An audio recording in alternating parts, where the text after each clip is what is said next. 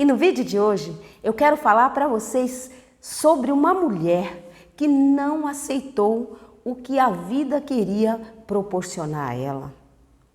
Sabe o que ela fez? Ela fez acontecer. Eu quero apresentar para vocês a história de Tamar. A história de Tamar é registrada no livro de Gênesis, capítulo 38. Tamar era nora de Judá e todos nós sabemos que é de Judá que Deus escolheu para nascer o Filho, o Salvador do mundo. Sendo assim, é importante salientar que Tamar faz parte da genealogia de Jesus. É importante esse detalhe. Mas a vida de Tamar não foi um mar de rosas.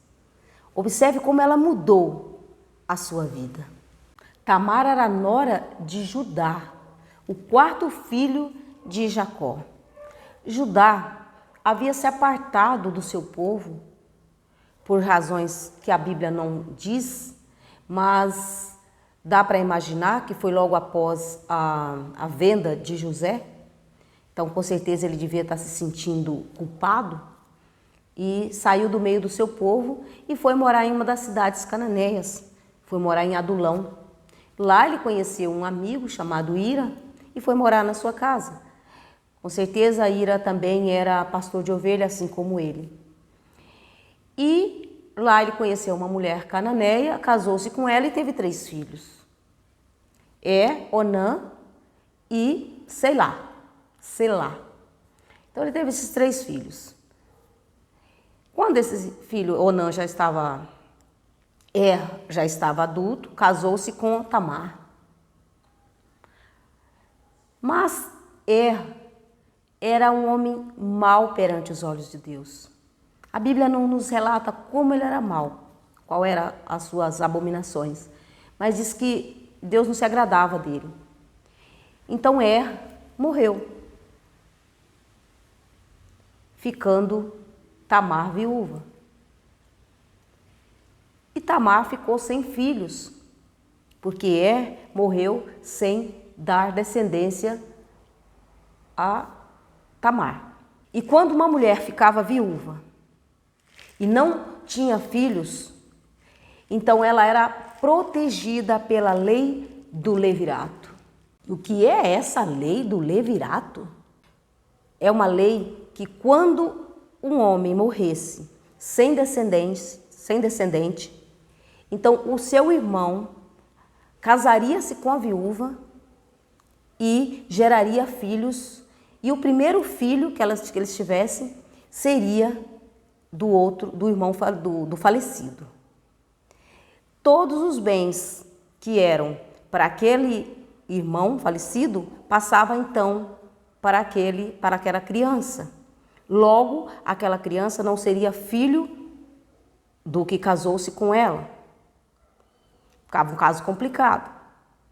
E se ele não quisesse casar, ele era exposto a uma humilhação pública, mas nada lhe acontecia. Mas se ele se casasse e não gerasse filho, então ele seria punido com a morte. Essa era a lei do levirato. Porque o principal objetivo dessa lei era a continuidade da linhagem do falecido, já que ele não tinha deixado herdeiro, já não tinha gerado. Então, até aí deu para entender? O casamento de Tamar. Diante dessas circunstâncias, Onã se casa com Tamar. Porém, sabendo ele que o filho que teria com ela não seria seu, todas as vezes que ele possuía Tamar, ele deixava que o sêmen caía na terra para não dar descendência ao seu irmão. Porém, a Bíblia diz que isso também foi abominação aos olhos do Senhor. E Deus o fez morrer. Vamos entender um pouco a cabeça de Onã. Se ele desse descendência para ele perderia até mesmo o direito de primogenitura, porque era o mais velho. Então, tudo que era para ser para o passaria para o filho. Pensando assim, ele achou melhor não dar filhos para o irmão. Porém, ele aceitou a lei do levirato. Ele aceitou se casar com ela. Se ele quisesse se negar, ele se negaria. Só seria exposto publicamente. Mas ele aceitou.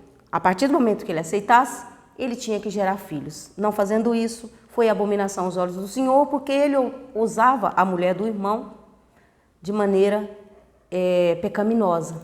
Porque um cunhado não pode se casar com a cunhada, só por casar. Tem que ser para gerar filhos nessa condição da lei do levirato. Em uma dessas situações em que, lá no Novo Testamento, em que Herodes casa com a cunhada e João Batista abomina ele porque ela já tinha filhos. Então ela não precisava ter casado com ele. Então quando um cunhado se casava com a cunhada que ela já tinha filhos, era abominação ao Senhor. No caso de Eunã ficar com Tamar sem gerar filhos, era abominação ao Senhor. E logo ele também foi morto. Mas o fato é que Tamar estava outra vez viúva, outra vez sozinha. Sobrou, sei lá, o último filho de Judá. E Judá ficou apavorado, porque tinha morrido tinha morrido Onã, e ele começou a achar que Tamar era a culpada. Tamar era a maldita, porque todos os filhos estavam morrendo, mas ele não parou para pensar que, em primeiro lugar, ele já estava errado quando ele saiu do meio do seu povo e foi morar no meio dos cananeus.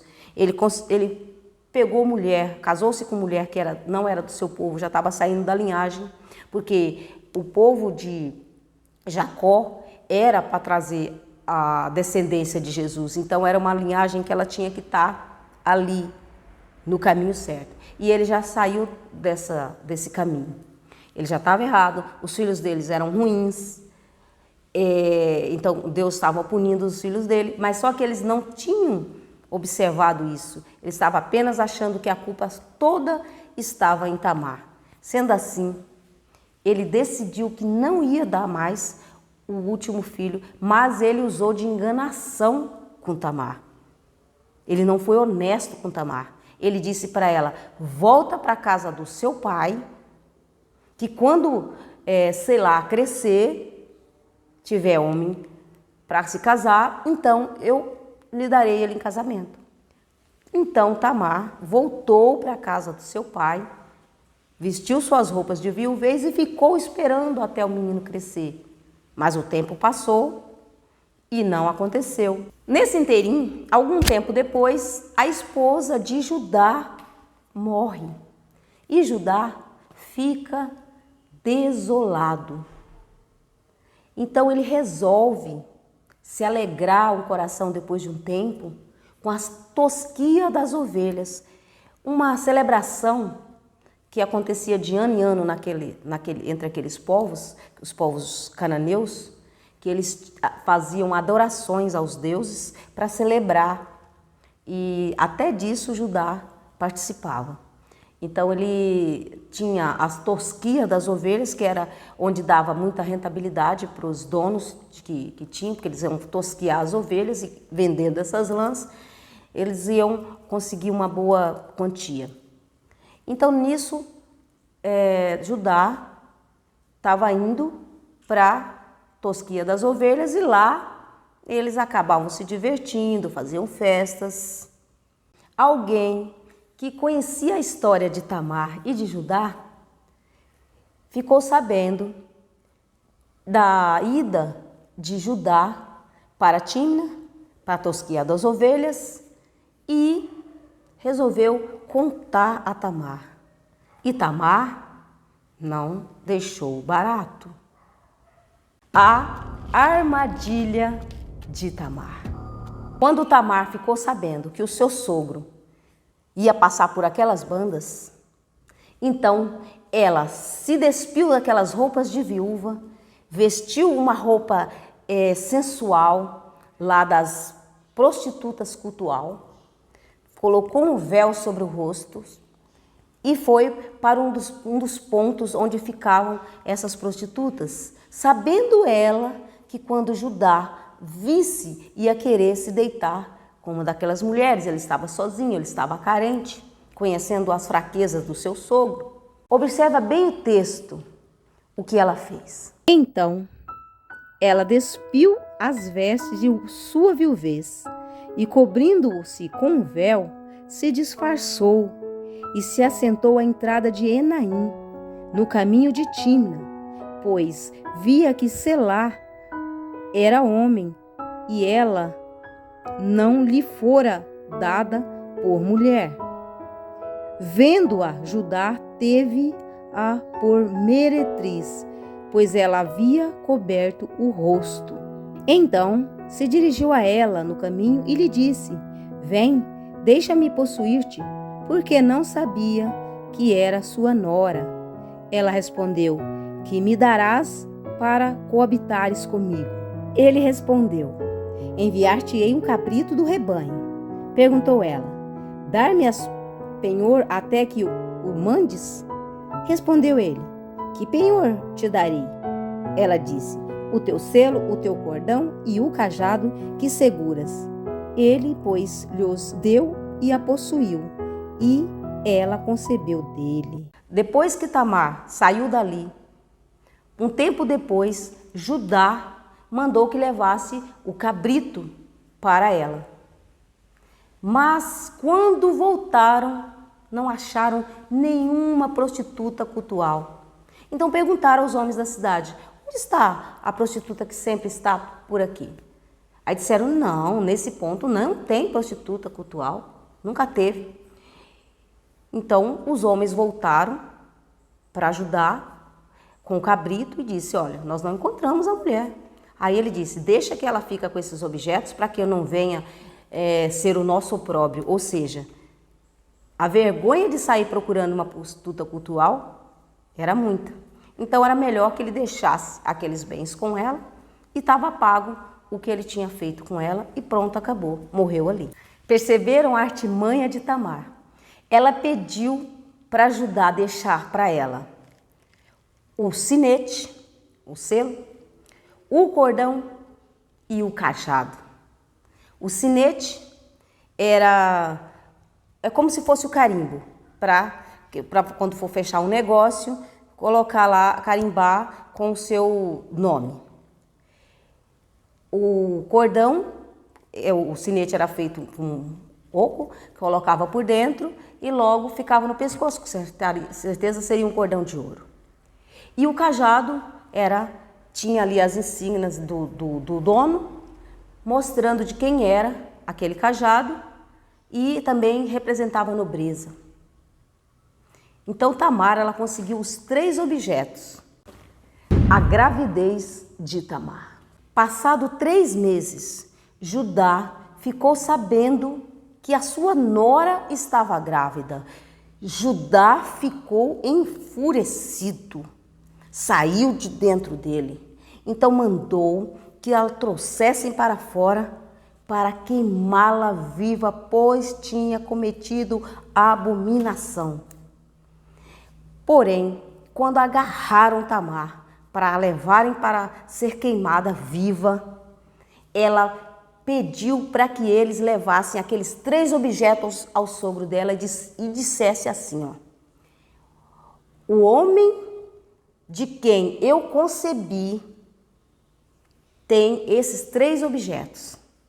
Mostre a meu sogro e pergunta se ele reconhece. E quando Judá pegou os objetos na mão, ele percebeu que aqueles objetos eram dele, que foi ele que a possuiu. Naquele momento ele disse: ela é mais honesta do que eu, porque eu a enganei. Eu não cumpri com a minha palavra do levirato, com a lei do levirato, e eu enganei ela. E ela concebeu e deu a luz, ela concebeu de mim. Sendo assim, Judá assumiu a paternidade, mas nunca mais teve relações com Tamar. Veja a hipocrisia do ser humano. Em primeiro lugar, ele já estava fazendo tudo errado quando ele tinha feito com José, mandado vender o irmão. Ele já estava com a consciência pesada, então ele apartou do seu povo. Já estava errado aí. Depois ele casa com uma mulher cananeia, saindo da sua linhagem. Depois ele tem seus filhos. Seus filhos são maus. Será que ele não sabia? Será que ele não via os filhos dele? Os atos dos filhos? Mas preferiu culpar Tamar. E muitas das vezes nós não fazemos isso. Prefere jogar a culpa dos nossos erros, dos nossos fracassos nas costas de alguém. É muito mais fácil, não é? É mais fácil para resolver os nossos problemas dizer que nós erramos porque alguém não nos ajudou, porque alguém isso, porque alguém aquilo. Sempre jogando a culpa nos outros e nunca olhando para dentro de nós e ver aonde é que nós erramos. Em primeiro lugar, onde foi que eu errei? Por que está acontecendo isso? Onde foi que eu errei? Não aonde está o erro. Sempre culpando as outras pessoas. Isso é uma hipocrisia que nós carregamos. Sabe? Talvez a palavra, esse texto esteja aí para que nós venhamos a observar. Quantas vezes nós somos assim? Nem nos damos conta, porque Judá nem estava se dando conta. E quando aconteceu aquilo com Tamar, então ele disse, ela é mais justa do que eu. Então ele entendeu que ele estava errado. Porém, ele não a possuiu mais. O nascimento dos filhos de Tamar. Aconteceu que quando Tamar foi dar à luz, tinha gêmeos no seu ventre. E quando foi nascer, um botou a mãozinha para fora e logo a parteira enrolou um fiozinho vermelho e disse, esse é o primeiro. Porém, ele abaixou a mão. Quando ele abaixou a mão, o outro nasceu. Então a parteira disse, ô menino, como rompestes barreira? Então lhe chamaram Pérez. E o outro chamou Zerá. Então, Pérez significa romper barreira. E Pérez está lá na genealogia de Jesus, que foi dele que Jesus veio. Está lá em Mateus capítulo 1, versículo 3, onde fala que Pérez foi que gerou, deu origem à geração que gerou Jesus. Amém, pessoal? Veja que os planos de Deus não se frustrou diante dos erros do ser humano, porque quando Jesus nasceu, ele veio como ser humano. E ser humano é assim mesmo, cheio de defeitos, cheio de erros. Então Jesus, como ele veio como humano, Deus escolheu a família de Jacó, a família de Abraão, a descendência de Abraão, foi prometido e Deus não deixou que isso o atrapalhasse os seus planos. Amém, pessoal? Mas nunca é pelo nosso merecimento, não, que nós não merecemos nada. É pela graça de Deus. Bem, pessoal, chegamos ao final de mais um vídeo. Espero que vocês tenham gostado da história de Tamar, uma mulher que mudou a sua vida, que não aceitou, era para ela ter ficado viúva, sem filhos, sem nada, e Jesus nasceria de uma outra família, de uma outra pessoa, que com certeza Jesus ia nascer de qualquer jeito, mas não seria de Tamar, não seria talvez de Judá. Observe que ela mudou a história dela e fez com que o nome dela seja apresentado lá, na genealogia de Jesus. Amém, pessoal? Gostaria de agradecer a todos vocês que permaneceram aqui comigo até o final e que sempre vêm me prestigiando, assistindo os vídeos. Muito obrigado, que Deus abençoe a todos vocês. E gostaria de pedir também, se você não foi inscrito ainda no canal, se não se inscreveu, que se inscreva. E não esqueça de deixar o seu like, que isso daí ajuda muito o canal. E compartilhar com seus amigos é muito importante também. E vou pedir para você deixar o seu comentário, como sempre eu peço, e sugestões de vídeos. Então, Que Deus abençoe a todos vocês. Até o próximo vídeo. Bye, bye.